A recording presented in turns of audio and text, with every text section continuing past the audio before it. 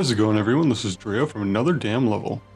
Today we're going to be taking a look at a ranger build specifically for PvP. This is a reasonably meta build in PvP right now. Uses bow, greatsword. It's all about power, all about damage. The burst on this build is pretty damn significant if you can pull it off and lock down a single target.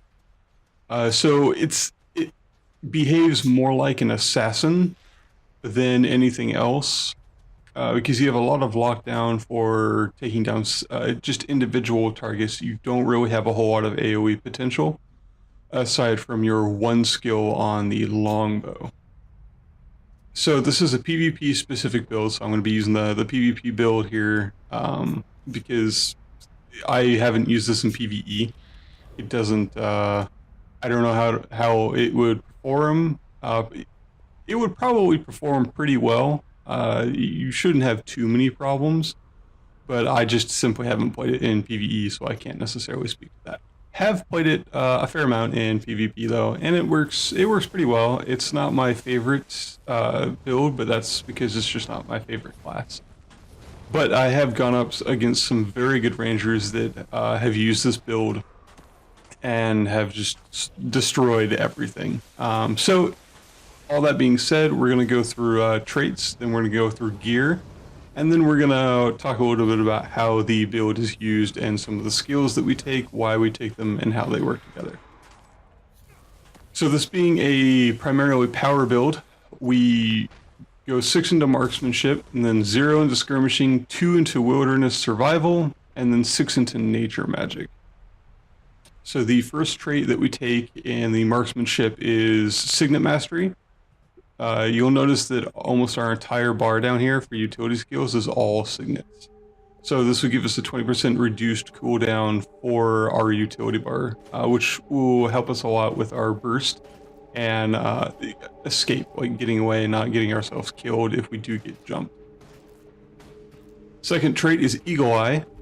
Increase longbow and harpoon gun range. The longbow and harpoon gun damage is increased by 5% and it increases range by 300 units.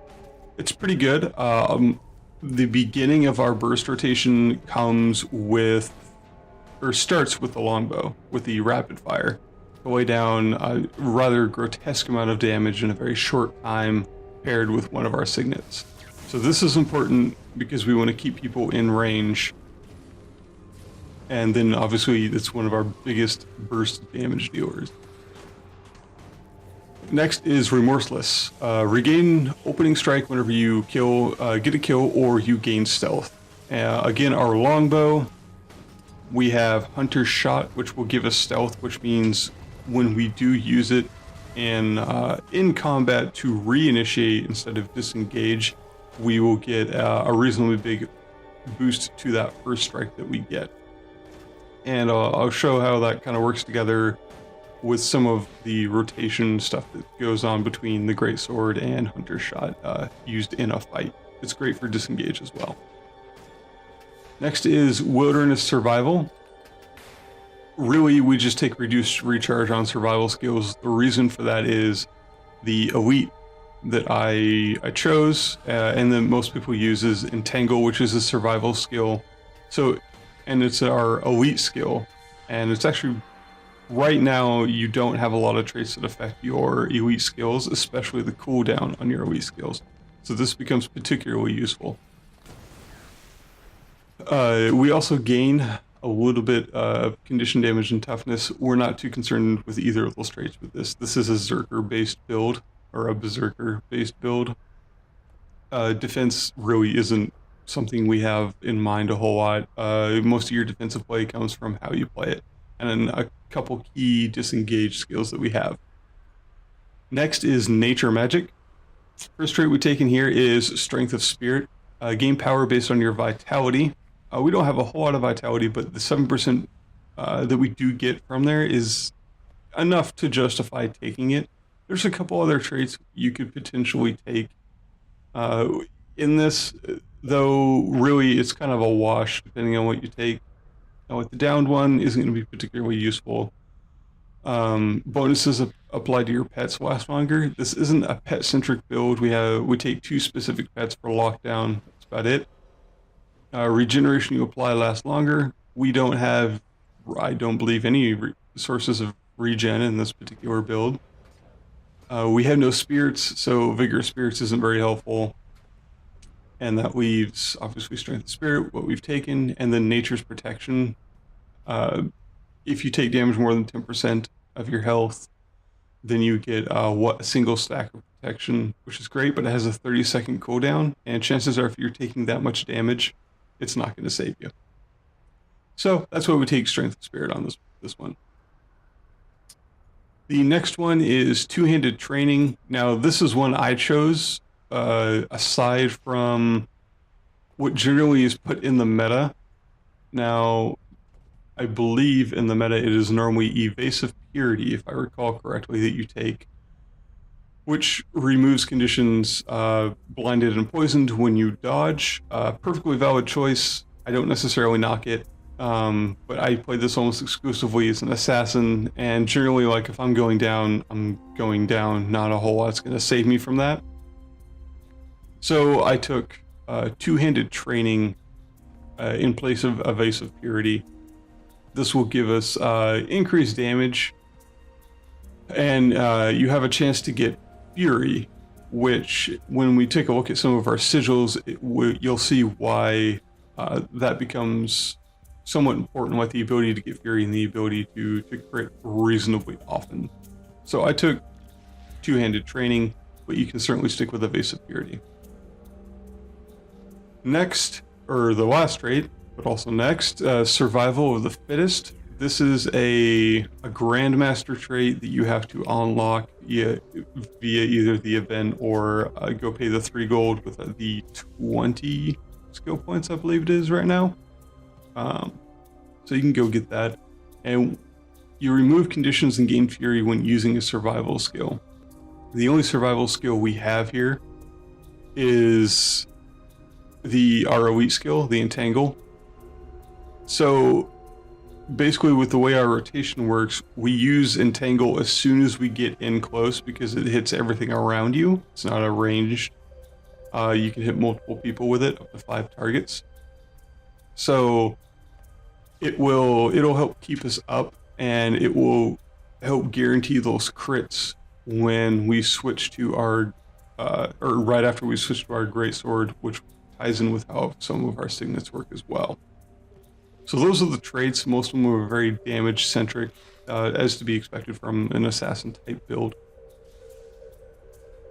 So as far as gear goes, it's pretty straightforward. We're using Berserker gear. That's it. Like, that's all we're using here.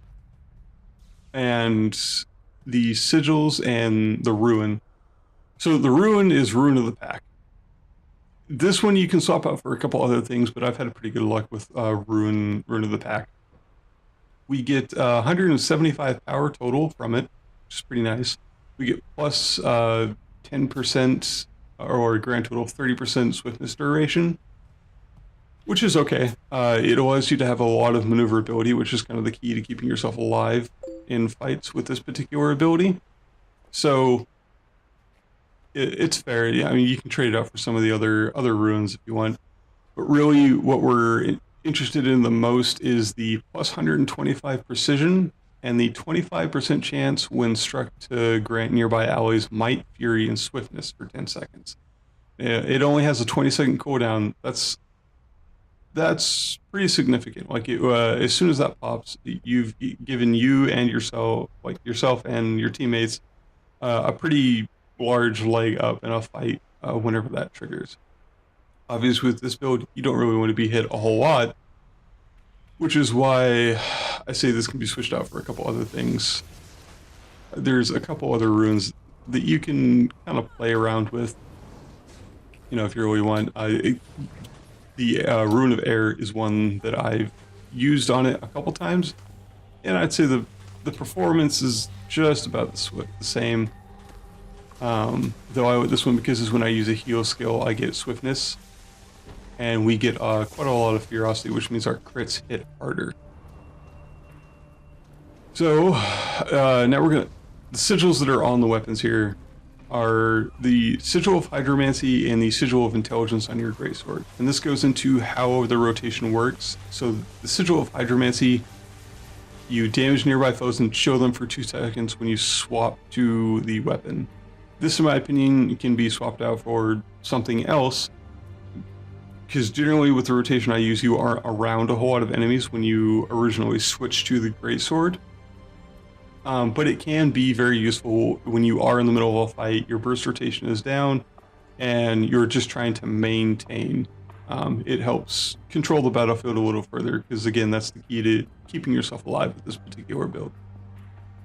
The Sigil of Intelligence makes it so when you swap to this weapon, your next 3 attacks are guaranteed critical hits.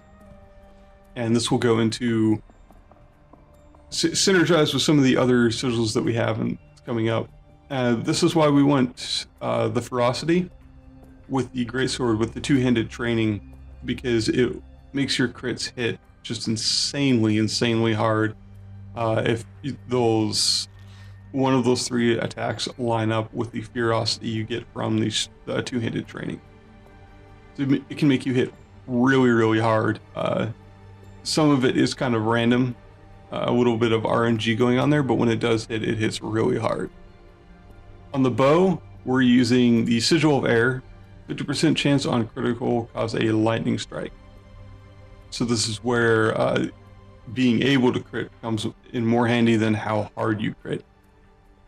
This synergizes pretty well with the barrage, because if you can get your ferocity up, then, or I'm sorry, not your ferocity, your fury up, to increase your chances to crit, this will fire off more and more, so you can kind of stay up above a battle and fire off your barrage and then go into like a burst rotation for a single target.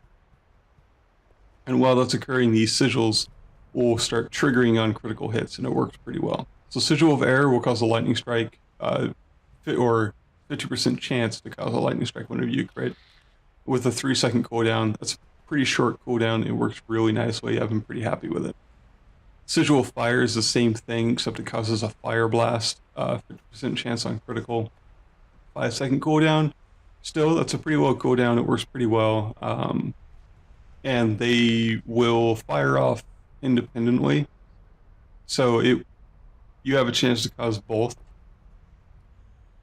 So last time I checked, these types of sigils shared a cooldown. I have not done testing as of the recording time of this video to see if they do share a cooldown, but either way, the damage you get from the lightning strike or the fire blast, even if they did share a cooldown, it's a 2-second difference.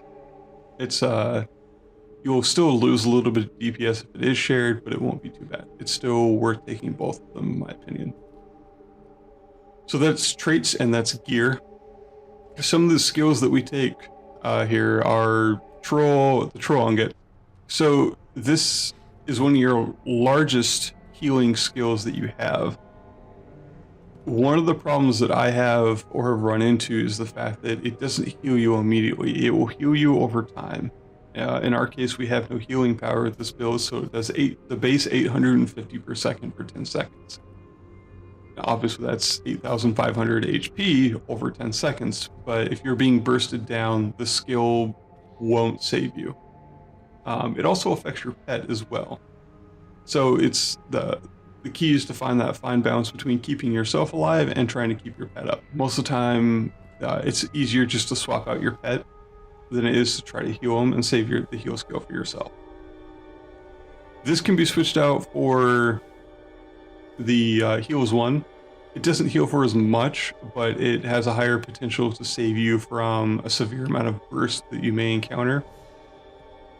So that one's up to you. Either or, you don't have any traits that really affect your healing skills, so whichever one you feel is more useful. It's most of the time I end up taking heals 1 because my goal is to survive that initial burst and then be able to get away with Hunter's Shot. But that's just me. Most people run the Troll Augment. Ungit, which is fine. It's up to you. Next is Signet of Renewal. This is your only condition removal, which is something to be noted for this build. Like, you don't really have a lot at all as far as condition removal, which means you want to... Condition NGs can be a serious problem for you, especially in one-on-ones. It's not to say you can't take them down, but you have to be very careful about how you play things, especially due to the fact that they can turn like the vulnerability from your rapid shot into continuous stacks of protection. Things like that are a big problem. So generally, condition NG is something you want to avoid. It's a pretty good counter to this particular build. Try to have someone, a great person to have with you as a guardian if you're going to go after a condition NG, because then you'll provide the damage and the guardian has the condition control and the boon removal. Thief works as well. They have the ability to steal boons. So that's just a side note, is a little bit of a play style. You might want to avoid condition NGs until you get the hang of this build and you know exactly what you're doing. But this will remove... The Signet will remove a condition every 10 seconds. If you do end up with like massive amounts of conditions from like a Mesmer, which is something else that will be a little tricky to handle with this particular build, you can put all your conditions on your pet, which hopefully you won't have to do, but if you do have to do, I suggest doing that and then like swapping out your pet. It's also your stun break, so beware that this is a very multifunctional skill, and you don't want to pop it prematurely because that will most likely get you killed. Next is Signet of the Wild. This grants you HP regen for you and your pet, which is quite nice. It will also subsidize your burst rotation, which I'll go over how I use it at least. It will also grant stability, which is quite nice. So when you go to do your burst rotation, it will ensure that that doesn't get interrupted, and to ensure that you can pull it off for at least 5 CCs that go off on you. It will null those out.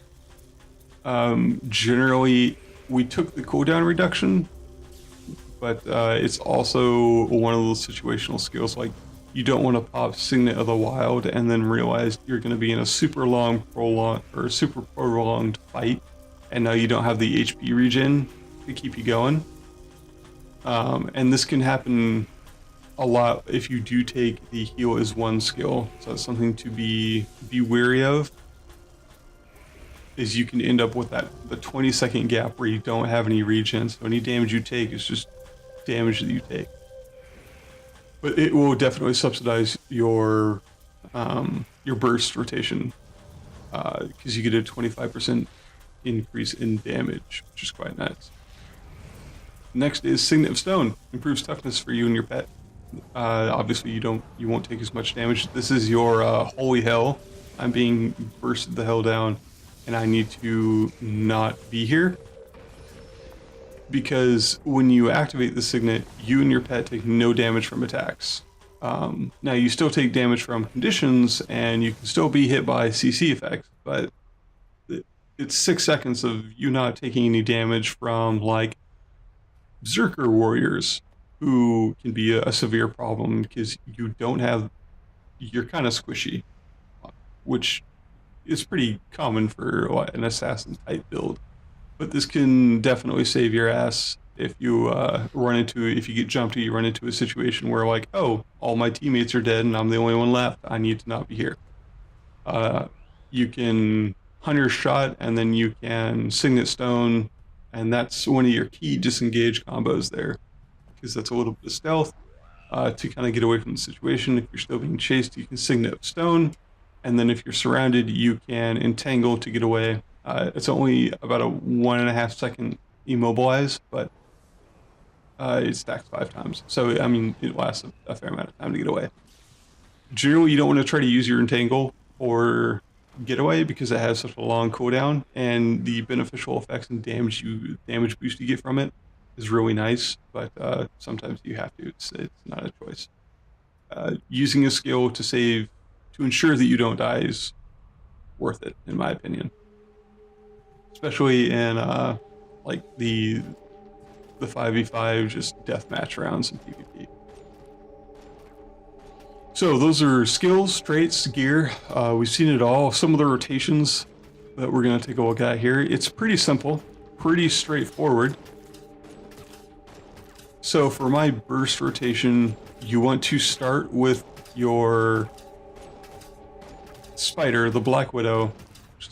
We're going to take a look at some of the pets we use here in the rotation. So I use the owl, which is actually pretty unpopular. Most people, I get laughed at a lot for using the owl, but I've had actually really nice success with it. The juvenile Black Widow spider, which has the same skills as the cave spider, I believe it is. Sorry, the jungle spider. So the jungle spider and the Black Widow are technically the same thing. The Black Widow is just a skin. So either one is fine. And then the owl. The reason we do this is the spider has paralyzing venom. Your next attack immobilizes a foe for 3 seconds, which is part of your lockdown. Again, this is a assassin, single out a individual and take them down. So one of your opening attacks will use paralyzing venom to ensure they are where we want them. Next is your owl. Now, the owl is reasonably unpopular, and I get a lot of crap for it most of the time, but I use it because of the chilling slash. It does 2 times about 2,000 damage, and it's chilled for 3 seconds. Which is minus 66% movement speed and 66% skill recharge rate.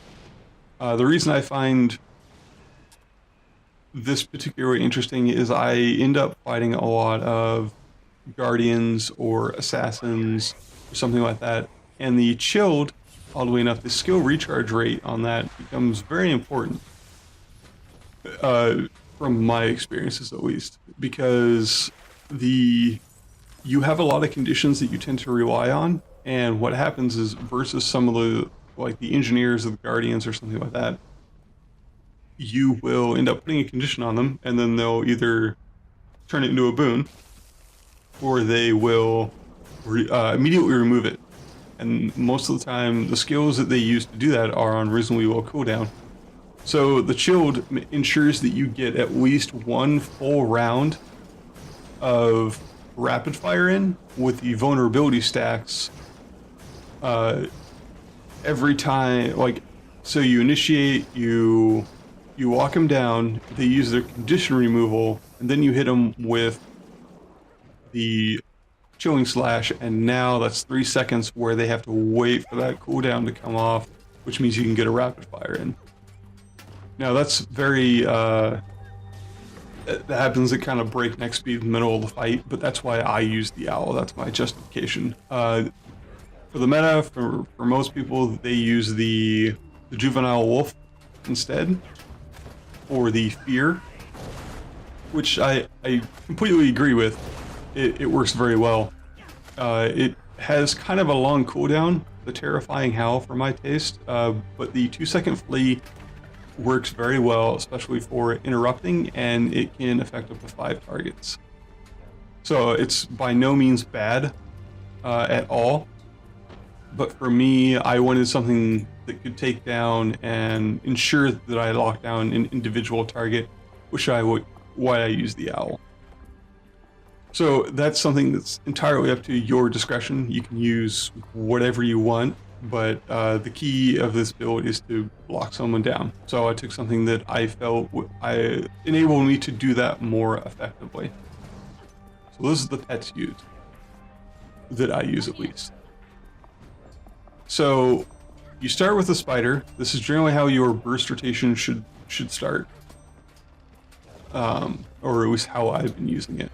So you'll start with a Signet of the Wild.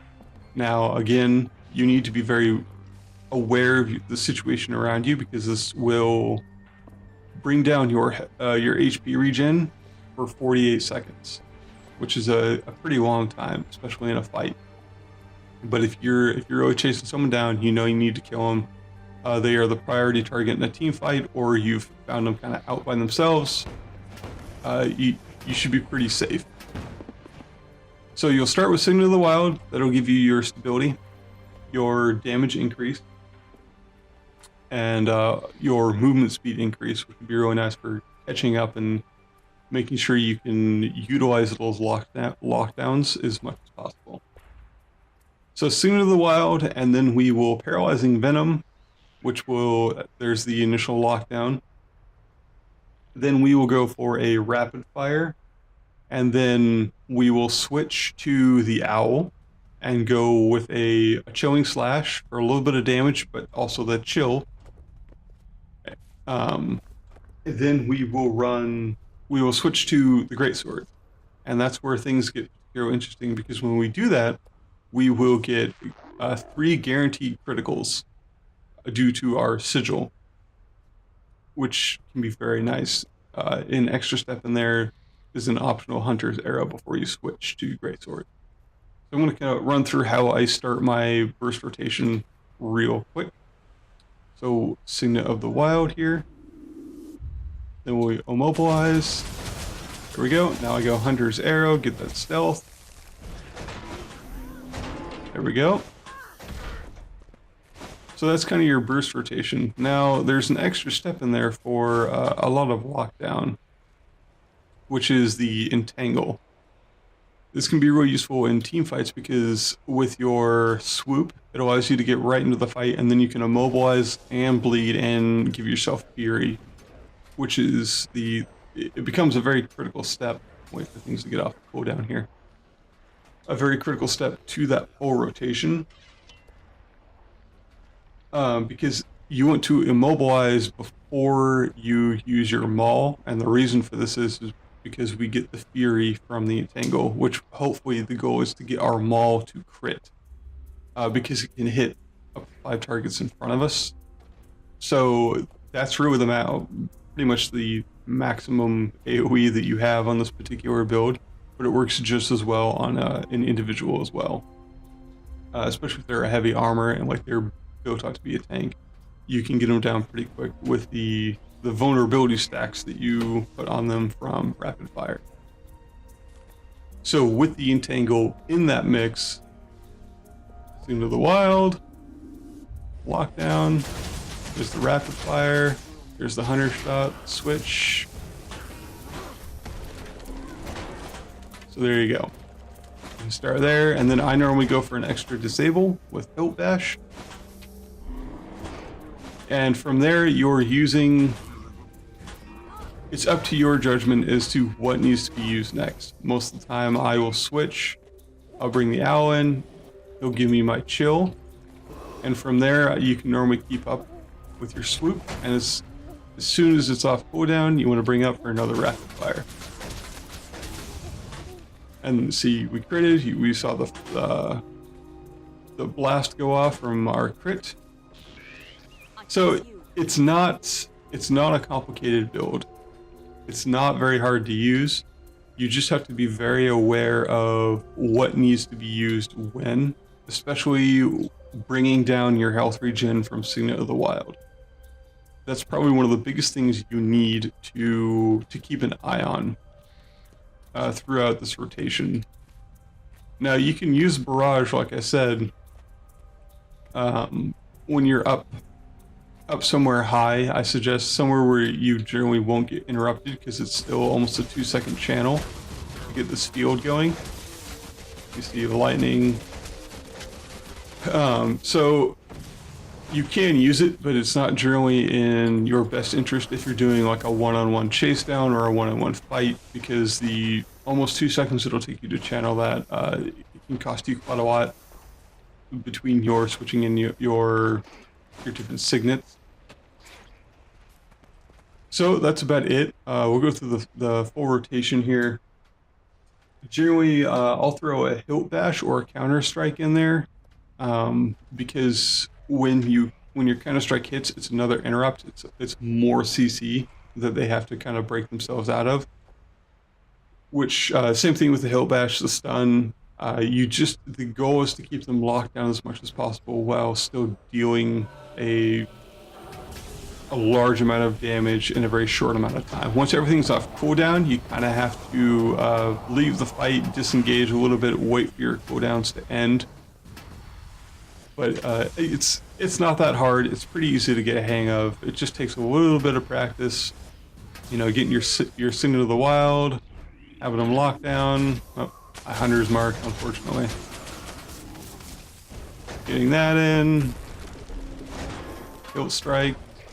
And then you counter, which normally they'll attack and they'll hit you. And then it's normally 2 strikes. And then you can switch back to your bow, get those rapid strikes in again. And then from here, you can push them back, which is a disable, to the point blank shot. And then hopefully that gives you enough time for a barrage. Or you can just start your rotation over without the Signet of the Wild. That's it. It's not that hard. It's pretty easy. It's very popular. I see a lot of hunters running this build, with the exception of they have the wolf instead of the owl. It just takes practice and a little bit of awareness as to what's going on. So do this again. The hunter shot is pretty, it technically is optional, but the reason we want to throw it in there is because it'll give us an opening strike for the swoop. So when we do this, you'll see we gain our opening strike, which will increase our damage for that swoop, because that swoop will also be a guaranteed critical. This is the first thing we do when we go into our greatsword. So that swoop will actually do a pretty significant amount of damage. It's actually pretty intense how much damage that can do if it crits as well. It gets pretty crazy. It's a pretty crazy opening, and then you throw an entangle on top of that with a maul, and you'll be pumping out damage quite a lot.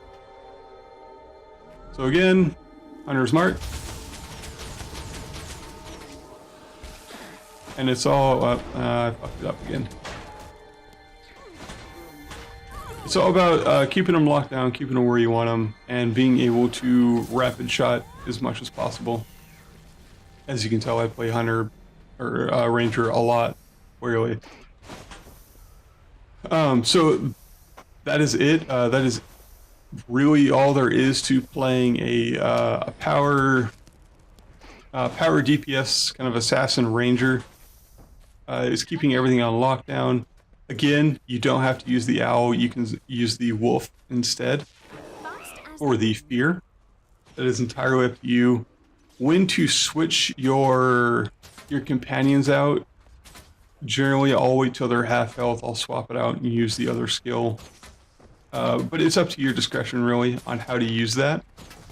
The key to this build is really getting down the Hunter Strike into the swoop, entangle, and that maul after your rapid strike. That's it. That's the key for greatsword. Really, you want to rapid fire as much as possible because it's one of your big damage dealers. And that's about it. As long as you keep those skills going and the rotation, you'll deal crazy amounts of damage. Use your hunter shots for disengage. You can get away pretty easily using that. So again, most of the time if you get caught out with this and your heal skill isn't enough to save you, and the Signet of Stone can't save you, then you'll be pretty done. It'll be over pretty quick. So that's it. Thanks for watching. Don't forget to subscribe, and I will see you in the next video. For this particular build, and again, the goal is to lock down a single individual. You're kind of an assassin with this particular build. We have a lot of initiation that can occur with this, because you have your blink strike, or your flashing blade, sorry. So blink to a target like that, and then we also